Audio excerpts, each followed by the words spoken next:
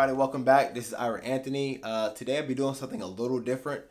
I'm going to be discussing other superheroes that Marvel could have used instead of Captain Marvel. But before we start, please smash that like button and subscribe if you have not already done so already. Do it.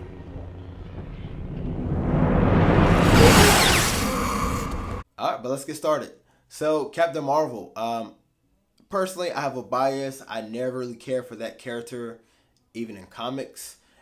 She's kind of been kind of bland to me. And then when our movie came out, I wasn't really excited when I seen the trailers. The film was pretty solid, but I didn't think it was great. And I felt like the only reason Marvel even introduced this character is because of Wonder Woman's success in the DCEU. Proved that a female-led movie can, break the box office. And they wanted to cash in on some of that. And I'm totally cool for that. Like, I'm not anti-women, or anything by any means. But I don't think that she was the right character right now. Like, she could definitely have her movie, but there's other characters that should have superseded her in the decision of bringing them to this Infinity War Endgame series.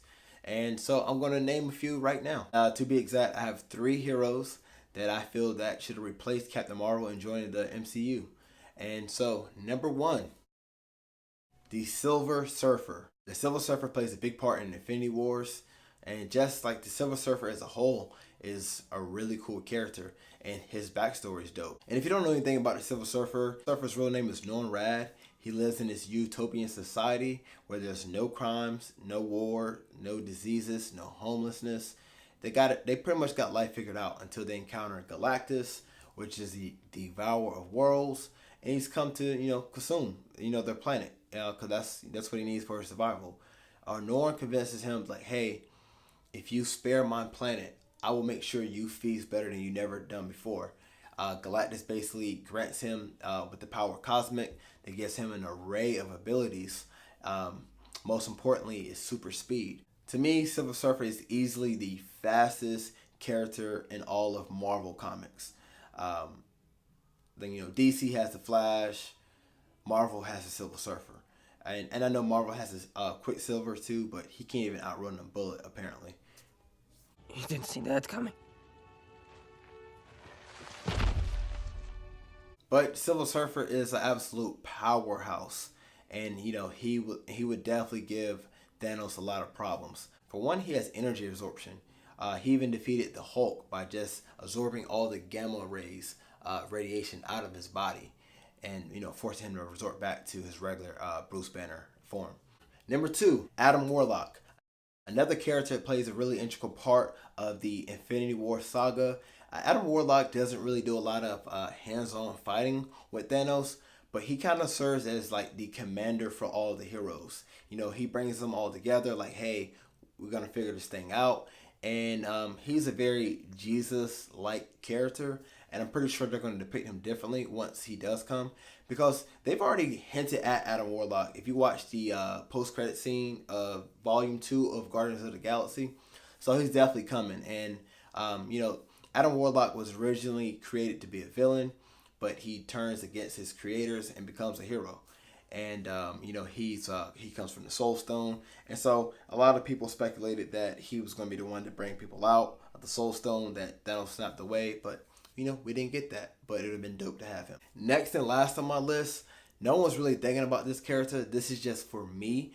He doesn't play any type of role into this whole Infinity War thing, but he is a absolute powerhouse in comics. So if you don't know who this character is, check him out. His name is Sentry. Sentry is basically the Superman of the Marvel Universe. But he's actually more powerful because he's kind of like Superman meets Professor X, because he has a lot of, telepathic abilities as well. I mean, let's face it, other than her being a female superhero, Captain Marvel is really brought in to just, bring more muscle to the team.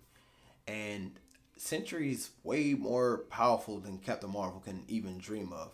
Like, this guy is insane. He's more powerful than Thor, the Hulk, everybody. He's probably the most physically gifted superhero that I can think of.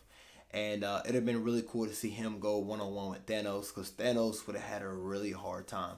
The only downside about Sentry is he's a little cuckoo.